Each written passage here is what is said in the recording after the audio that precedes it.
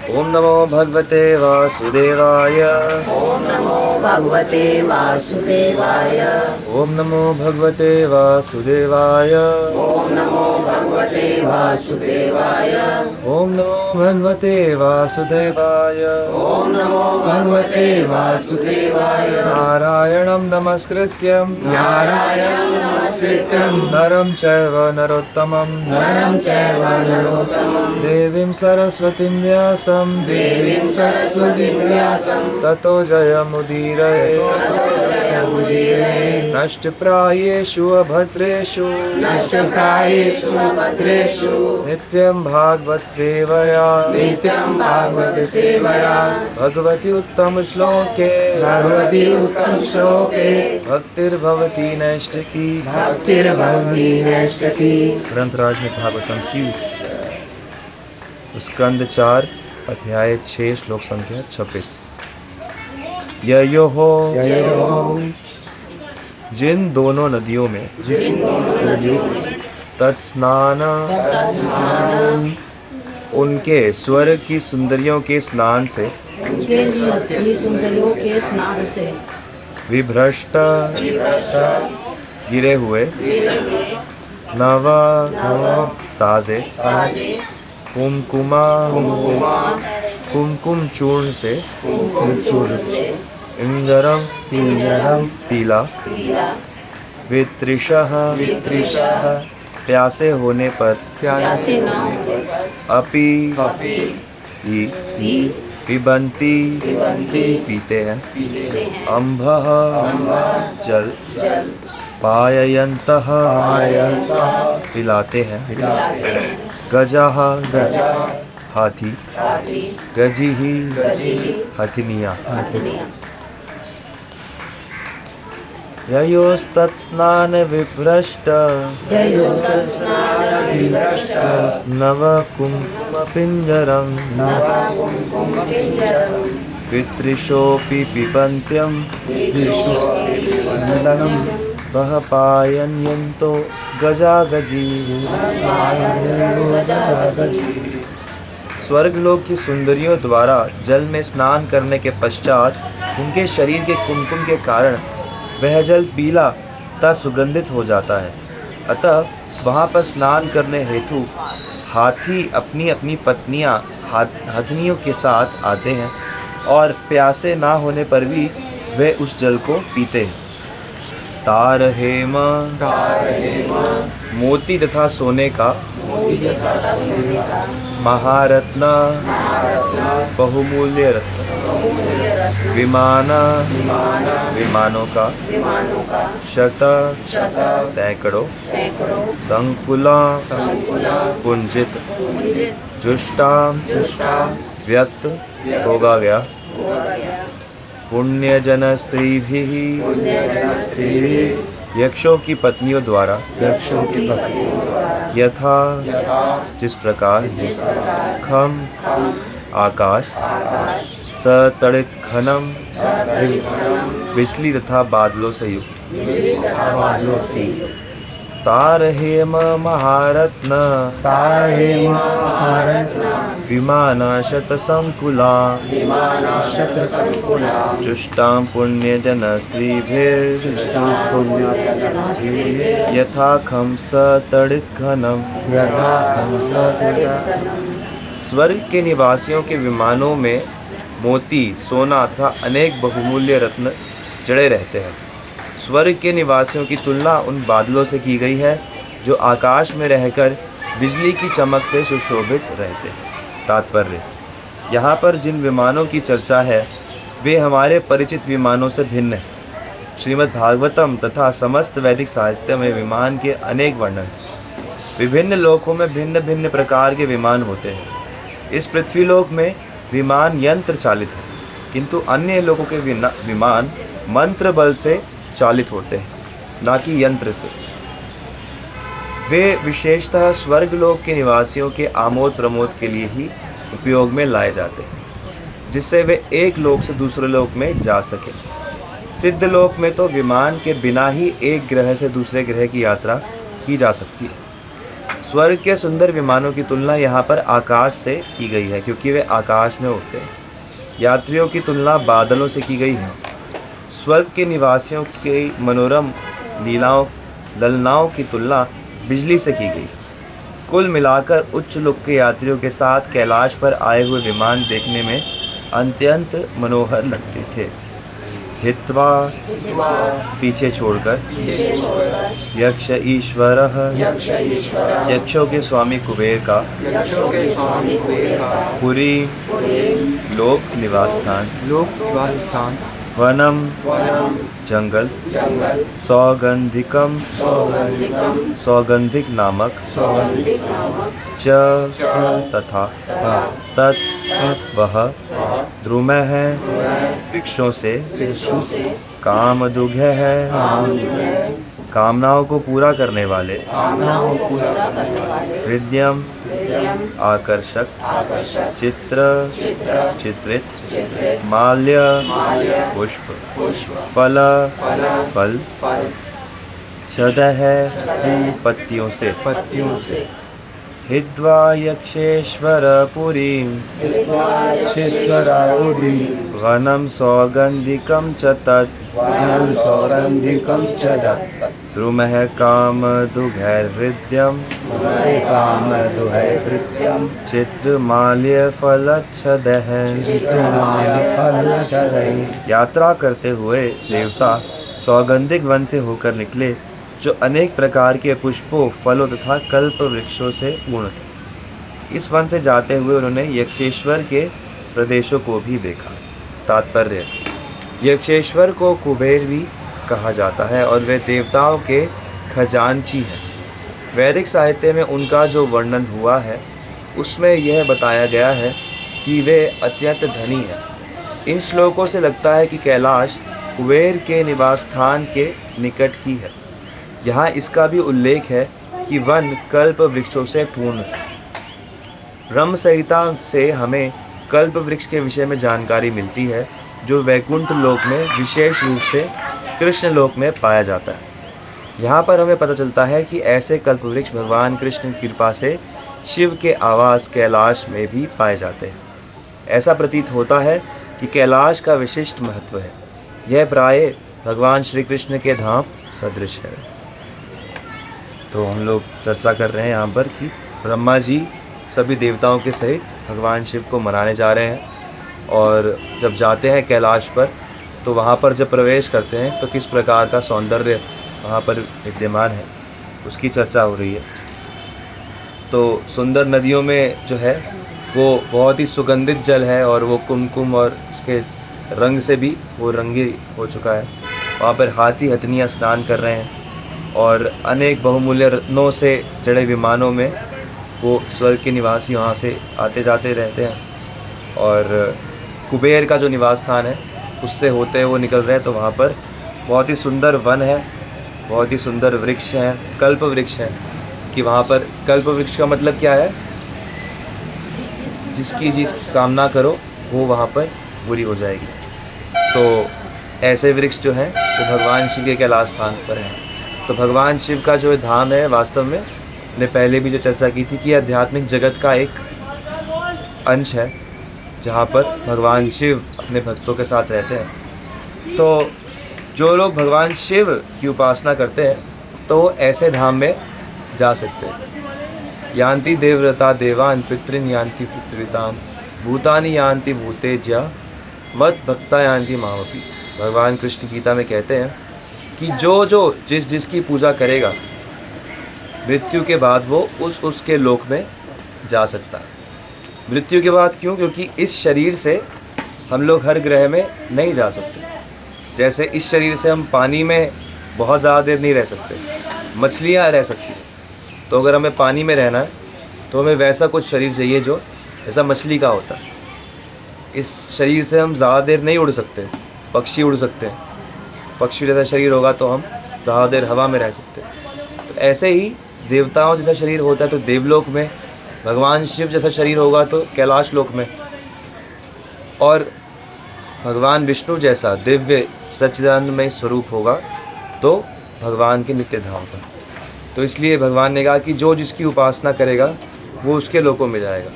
जो धन के लिए कुबेर की उपासना करते हैं वो कुबेर के लोक में जाते हैं, लेकिन हर लोक में जाने के बाद वापस 84 लाख के चक्र में मनुष्य को घूमना पड़ता है। इसीलिए यान्ति मद्भक्ता यान्ति माम कि जो लोग भगवान कृष्ण की उपासना करते हैं तो वो कृष्ण लोक में प्रवेश करते हैं। तो इसीलिए हमें बहुत ही सावधानी से अपने इष्ट का चयन करना है कि हाँ कृष्ण ही है। और कृष्ण भी अलग अलग धाम में रहते हैं, वैकुंठ में भी नारायण रूप से रहते हैं, और द्वारका में भी रहते हैं कृष्ण रूप से, और वृंदावन में भी रहते हैं श्याम सुंदर रूप से। तो हमारे इष्ट जो है वो वृंदावन वाले कृष्ण जो कि राधा रानी के साथ रहते हैं, तो वो उस रूप के हमारे इष्ट हैं, और उनका भजन करके हमें उनके धाम में जाना है। जब यहाँ की कैलाश की सौंदर्य का वर्णन हो रहा है तो उसी को सुन के मन इतना ललचाया कि अरे कितना विशेष है। और जब वृंदावन का होगा तो वो और, हालांकि ऐसा कुछ कंपैरिजन नहीं होता, तो दिव्य जो दिव्य है, लेकिन फिर भी रस की दृष्टि से वृंदावन का जो सौंदर्य है वो कई गुना भगवान शिव भी वृंदावन में गोपीश्वर बनकर आना चाहते हैं। तो इसलिए यही इसका प्रमाण है कि वृंदावन जो है वो कितना विशेष है। तो हमें बड़ी सतर्कता से भगवान वृंदावनेश्वर और वृंदावनेश्वरी को चयन करके उनका भजन करना है और उसी भाव में उनका स्मरण करना है। भगवान जो है अपने वैकुंठ धाम में लीला नहीं करते? हर धाम में चलती है लीला, हर धाम में भगवान की लीला होती है, लेकिन हर धाम में उस लीला का माधुर्य या उस लीला का जो एक स्वरूप होता है वो अलग होता है। जैसे भगवान शिव के धाम में भी लीला चलती है, लेकिन भगवान शिव के धाम में जो भक्त लोग हैं वो अधिकतर भगवान के दास के रूप में ही उस लीला में सम्मिलित होते हैं या दृष्टा के रूप में सम्मिलित होते हैं। तो आनंद तो आता है, लेकिन आगे आगे जैसे वैकुंठ में जाते हैं वहाँ पर भी दास ही प्रमुख है, लेकिन जब भगवान राम के पास जाते हैं तो उनके मित्र भी बनते हैं, उनके माता पिता भी बनते हैं, सखा भी बनते हैं, लेकिन अभी भी वो राजा के पुत्र हैं। तो आगे जब वृंदावन में पहुँचते हैं तो वो उनके सखा है, मतलब बिल्कुल गांव वाले हैं, बिल्कुल घनिष्ठ जो आत्मीयता है, जो अपनापन है वो बहुत ज़्यादा वहाँ पर बढ़ जाता है। जैसे भगवान के यहाँ पे ऐसे बच्चा आगे कुछ भी कुछ करेगा नारायण के यहाँ पे, तो वो उन्होंने रोक दिया, वैकुंठवासियों ने क्या रोक दिया कि भाई 4 कुमार जब जा रहे थे रोक दिया अंदर, अरे तुम बच्चे हो यहाँ कैसे आ गए। लेकिन वृंदावन में भगवान खुद ऐसे काम कर रहे हैं, बच्चे बन के उटपटांग चीज़ें कर रहे हैं और सब उसका आनंद ले रहे हैं। तो इसीलिए जो वृंदावन धाम है वो सबसे विशेष है, क्योंकि वहाँ पर जो मधुरता है, जो भगवान से आत्मीयता है वो सबसे ज़्यादा है। तो इसलिए हमारे जो इष्ट आचार्यगण जो बताते हैं कि हमारे इष्ट जो गौड़ीय वैष्णव परंपरा है, तो हमारे इष्ट वृंदावनेश्वर कृष्ण साथ में राधा है। तो ये हमें फिक्स करना है और इसी भाव से चलना है। लोग जी, रुद्र संप्रदाय है, जैसे भगवान शिव ने भी किसी को उपदेश दिया, जैसे चलता होगा ना गुरु परंपरा जी। रुद्र संप्रदाय में भगवान शिव, जैसे भागवतम में भी उदाहरण आता है कि भगवान शिव प्रचेताओं को उपदेश देते हैं, प्रचेताओं को उपदेश दिया उन्होंने। फिर भगवान शिव ने नरसिंह मेहता को भी भगवान के दर्शन कराए। फिर भगवान शिव के द्वारा चली आती जो परंपरा है उसमें आधुनिक समय में विष्णु स्वामी नाम के आचार्य और वल्लभाचार्य जी का भी जो संपर्क है वो उन्हीं से बताया जाता है। तो हालांकि वो भी रुद्र संप्रदाय से है, लेकिन वो भी वृंदावन वाले कृष्ण, लेकिन भाव अलग है। कुछ कुछ जो गहराइयाँ हैं तो कुछ उसमें डिफरेंसेस है, पर वो भी है भगवान शिव के द्वारा थी। मतलब चारों संप्रदाय मिलाते भगवान। ये चारों जो संप्रदाय हैं ये वैष्णव संप्रदाय ही है। इसके अलावा अनेक संप्रदाय हैं जो भगवान शिव की उपासना करने वाले संप्रदाय हैं, उन्हें शैव कहा जाता है। ये 4 जो है ये वैष्णव संप्रदाय हैं, जो ब्रह्म संप्रदाय, रुद्र संप्रदाय, श्री संप्रदाय और कुमार संप्रदाय। तो ये तो 4 वैष्णव संप्रदाय हैं। इसके अलावा तंत्र के अलग संप्रदाय हैं जो देवी की उपासना करते हैं, जिनको शाक्त कहते हैं। फिर शैव संप्रदाय अलग होते हैं जो भगवान शिव की उपासना वाले होते हैं। फिर सौर संप्रदाय लोग होते हैं जो सूर्य को ही भगवान मानते हैं। और तो ऐसे अलग अलग संप्रदाय वो भी चलते हैं, लेकिन उनमें जो है ज़्यादा से ज़्यादा केवल मुक्ति तक की बात होती है। उनमें भगवान की सेवा, भगवान के साथ रहने या उनको प्रेम करने की जो बात है वो इतनी आगे नहीं है। वहाँ पे भगवान शिव की भक्ति बस इसलिए की जाती है कि भगवान शिव मुक्ति देते हैं। ये डिफरेंस है। ये कुछ कह रहे हैं? प्रभु जी, आप ये जो वर्णन आता है कि वहाँ पर सारी आत्माएं होती हैं कहाँ पर? वैकुंठ धाम में, तो यहाँ पर जैसे इसमें आया हाथी हथनियाँ, तो वहाँ पर क्या मतलब है, साक्षात रूप में या मतलब उनकी आत्माएं के रूप में वहाँ भी?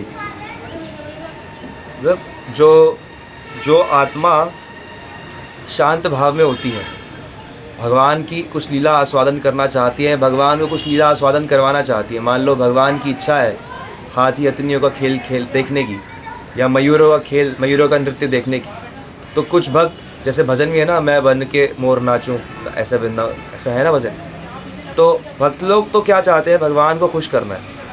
तो भक्त कहते हैं अच्छा अगर मोर बन के खुश करते हैं तो हम मोर बन जाते हैं, अगर हमारे हाथी बनने से भगवान को आनंद होता है तो हम हाथी बनते हैं। कुछ भक्त लोग कहते हैं हम बंदर बनेंगे, बंदर बन के भगवान के साथ मक्खन चुराएंगे।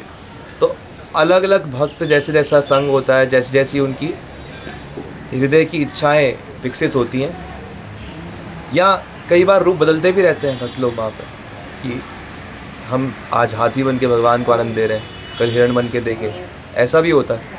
तो क्योंकि भक्त लोग सिर्फ चाहते हैं कि यही भक्ति है कि हमें तो भगवान को प्रसन्न करना है। तो भगवान अलग अलग प्रकार की जैसे जैसे लीलाएँ करना चाहे, देखना चाहे, वैसी वैसी हम उनके साथ सहयोग करें।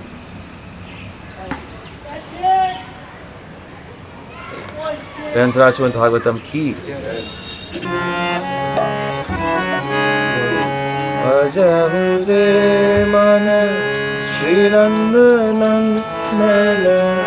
अभय चरण रे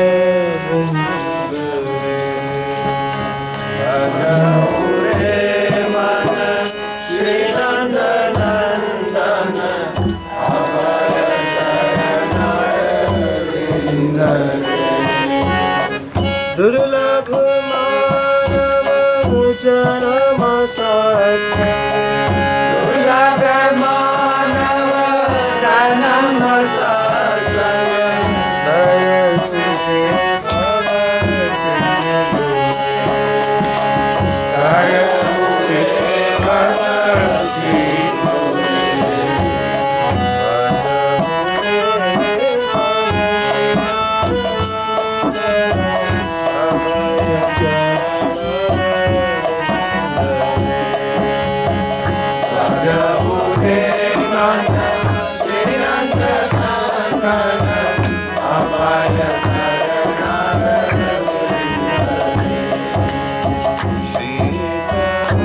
तप वनवाइशन तेने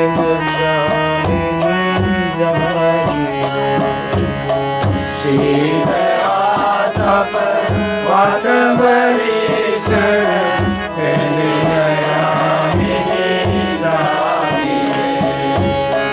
विफले से विनु कृपण दोरे, विफल से विनु कृपण दुर्जन, चपल सुमिरन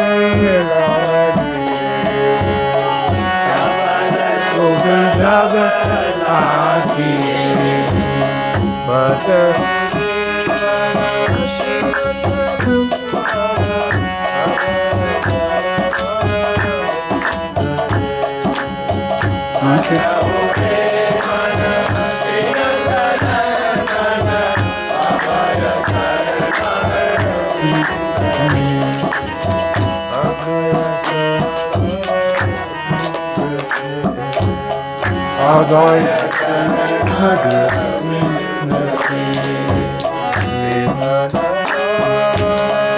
पुत्र बरी शरण पुत्र परी जन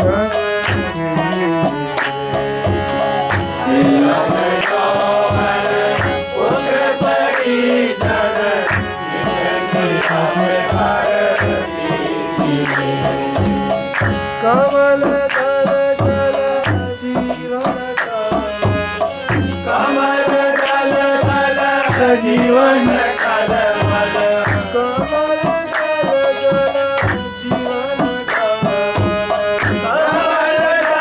जल जीवन कलमल अजहि हरि अजहु हरि पद अजहु हरि